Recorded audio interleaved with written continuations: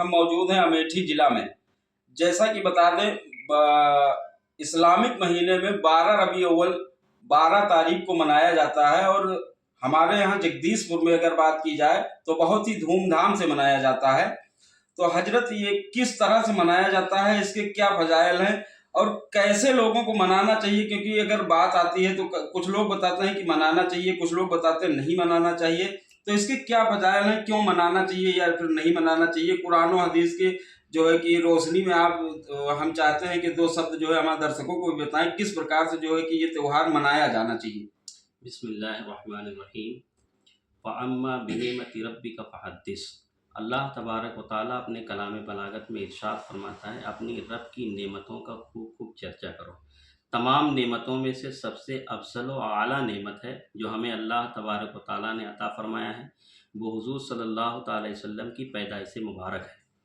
इसीलिए शायर कहता है, सुना है आप हर आशिक के घर तशरीफ़ लाते हैं, मेरे घर में भी हो जाए चरागा या रसूल अल्लाह। जो लोग ये कहते हैं कि ईद मिलादुन नबी नहीं मनाना चाहिए, उनके ताल्लुक़ से हम सब के इमाम अहले सुन्नत आला हज़रत अज़ीमुल बरकत मुजद्दिद दीन व मिल्लत इमाम इश्क़ व मोहब्बत बरेली के ताज इमाम अहमद रज़ा ख़ान कुतुब ज़मान अलैहि रहमतुर रिज़वान ने एक सबक दे दिया और फ़ैसला किया और अपने शेर में यूँ कहा कि आपने इरशाद फरमाया कि मिलादुन नबी सल्लल्लाहु अलैहि वसल्लम मनाना कब तक चाहिए, कैसे मनाना चाहिए, ये आपका सवाल है। आला हज़रत फरमाते हैं कि हश्र तक डालेंगे हम पैदाइश मौला की धूम, हश्र तक डालेंगे हम पैदाइश मौला की धूम, मिस्ल फ़ारस नजद के किले गिराते जाएंगे, खाक हो जाएं अदू जलकर मगर हम तो रज़ा, दम में जब तक दम है ज़िक्र उनका सुनाते जाएंगे।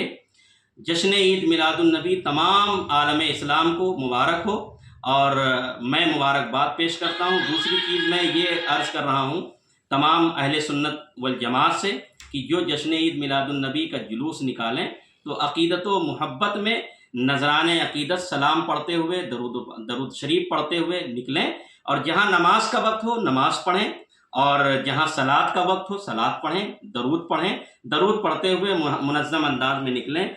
कोई शोर शराबा नहीं होना चाहिए, डीजे बाजा गाना या कोई ऐसी चीज़ बजाओ जिससे किसी को आहट पहुँचे।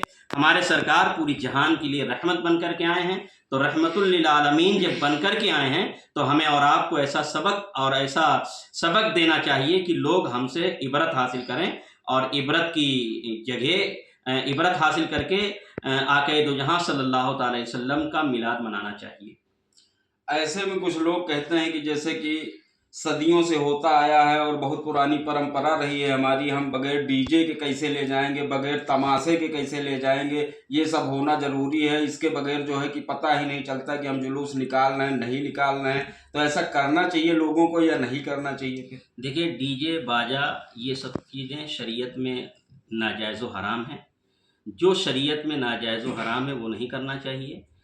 हुज़ूर सल्लल्लाहु ताला अलैहि वसल्लम की जो याद मनानी है, जश्न मनानी है, तो इश्क़ रसूल के सांचे में ढलकर दरूद शरीफ पढ़ें, सलाम पढ़ें, निकलें, नात शरीफ पढ़ते हुए लेकर के जाएं और मैक बांध लें, मैक बांध करके निकलें, अच्छे से जुलूस मोहम्मदी नारा लगाते हुए तशरीफ़ ले जाएं और झूम करके दरूद व सलाम पढ़ें। इसलिए कि जब आक़ाए दो जहां सल्लल्लाहु ताला अलैहि वसल्लम तशरीफ़ लाए हैं तो पूरी कायनात झूम उठी है। तो हमें और आपको झूमने का मकसद ये नहीं है कि हम डीजे पे झूमें, बाजे पे झूमें या हम गोला दगाएं, ये सब शरीयत ने हराम करार दिया है, तो ये हराम है।